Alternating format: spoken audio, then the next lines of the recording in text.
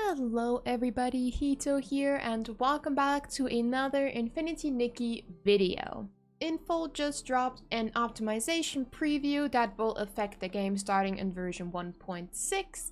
So let's take a look together at what we can already expect from the next upcoming version. Before we jump into the video, it would mean a lot if you left a like and a comment under the video and subscribe to my YouTube channel for more Infinity Nikki and gacha game related content. Now, let's check out what the news are all about. Info has been saying in all this text that they are very much so aware of players' feedback and are taking as much of it into account as they possibly can.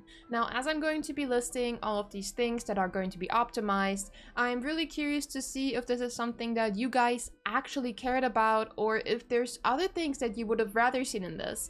I also want to empathize that this is probably not going to be everything.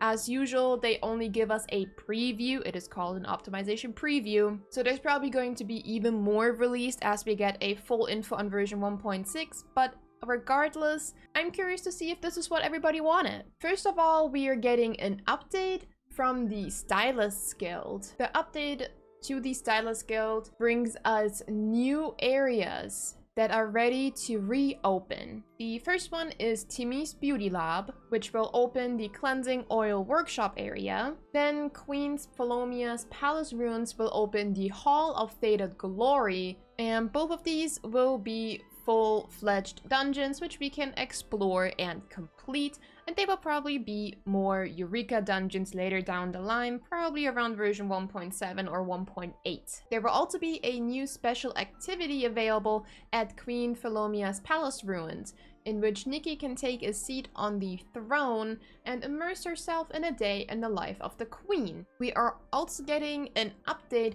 to Nikki in general, in which she will be talking a lot more, because in case you guys don't really take note of it as much, Momo usually does have a lot to say whenever we are exploring, such as it's turning day, it's turning night, the weather is changing, or there are evil S-Links around. But Nikki never says anything unless you are fishing, which I personally actually did find sad most of the time, but they are, I guess, fixing that and giving Nikki more voice lines when we are exploring the open world, which I personally find to be a really nice touch. Aside that, they are also enhancing instruments, including the violin and the pipa. This is obviously going to be a bit more for people that love to do song covers in the game, but now there will be deeper and richer tones available with a wider range for both instruments. Now, these are just add-on optimizations,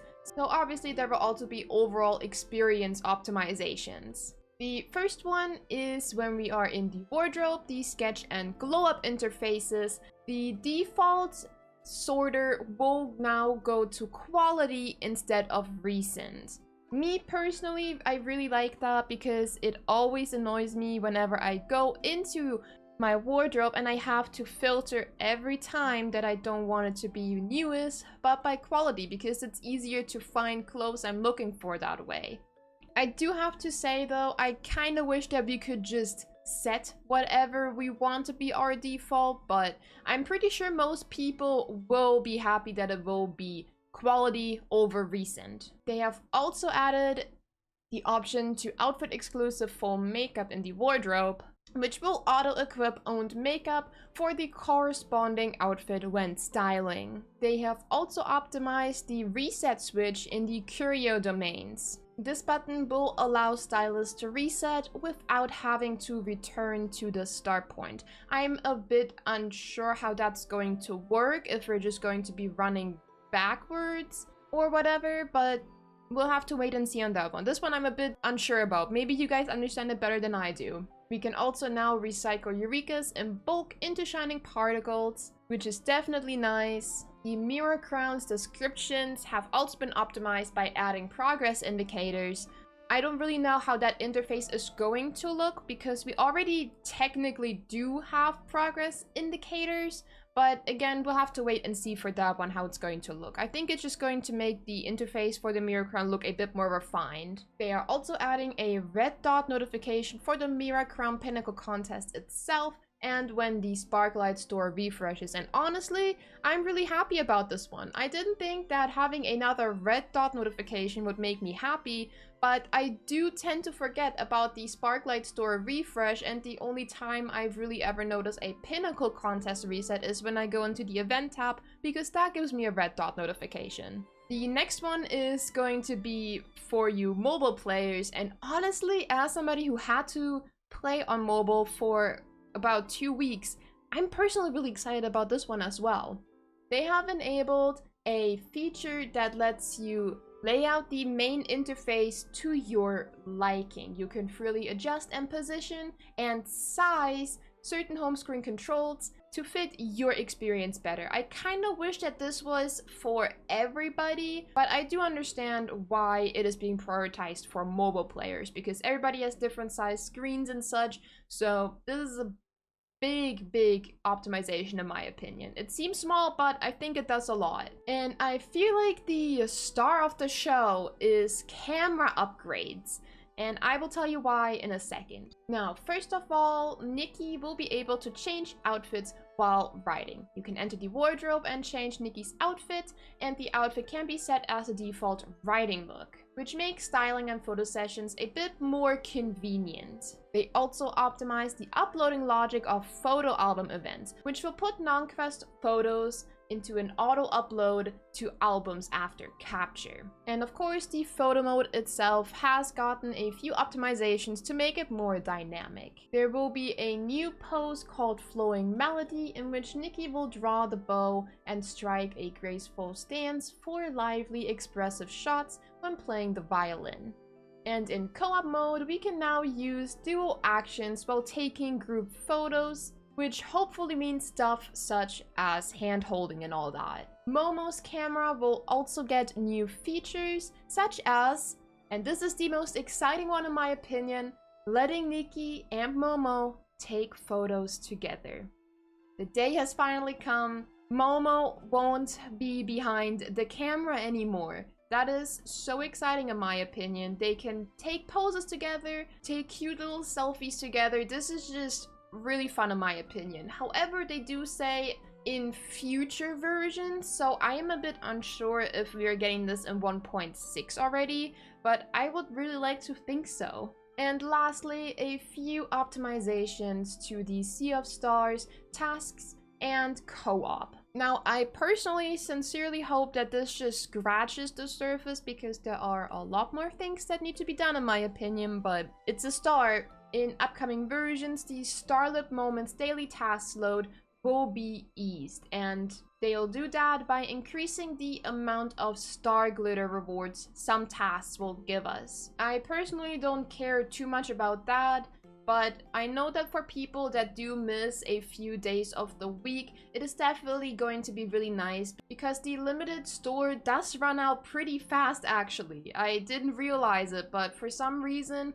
a little over 30 days has become a really tight time slot. They're also improving the teleport experience during co-op while holding hands. After the update, when the inviter teleports, it will also get the other person teleported without breaking hand holding. I don't know if that has to be approved by a button by the other person or if it just happens. It does sound like it could cause a few shenanigans, but generally I don't think it's going to be an issue. Rather, is it going to make it a lot easier to explore and teleport together, I think. And the star bell feature will also be refined. We'll be able to hide the bell button when playing solo, and the display of collected ethereal stars, starlit crystals, and starlit shards will be optimized. After ringing the bell, beside a warp nexus for the first time each day, the map will show the amount of collected and total generated ethereal stars, starlit crystals, and shards for that day, which I think is really good, especially if somebody does experience a bug where something doesn't properly get connected. I think that this has been mostly patched, but I did notice on my mobile device that sometimes an ethereal star would still appear even though I've already collected it. So hopefully that will make the confusion a lot more clear for some people if stuff like this happens again. and otherwise it's also just really nice for completionist purposes. And that was it for the optimizations, which I kind of wish there was more personally. I don't know if you guys are satisfied with this, but obviously again we are going to get a lot more once we are getting a full preview of version 1.6. Now, Infold also does note that fixing issues and delivering ongoing optimizations will remain their top priority for this game. They will keep gathering feedback from stylists and continue to roll out improvements as often as they can in upcoming versions. They will keep refining their development process and release schedule and play stability and quality, above all to bring us players a smoother and more complete gameplay experience.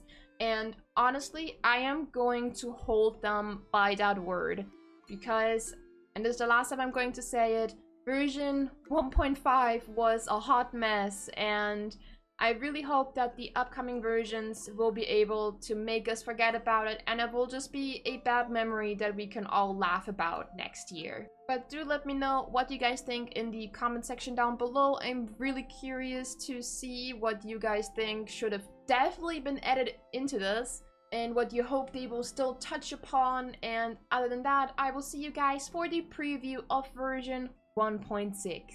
Have a good day, everybody. Bye bye.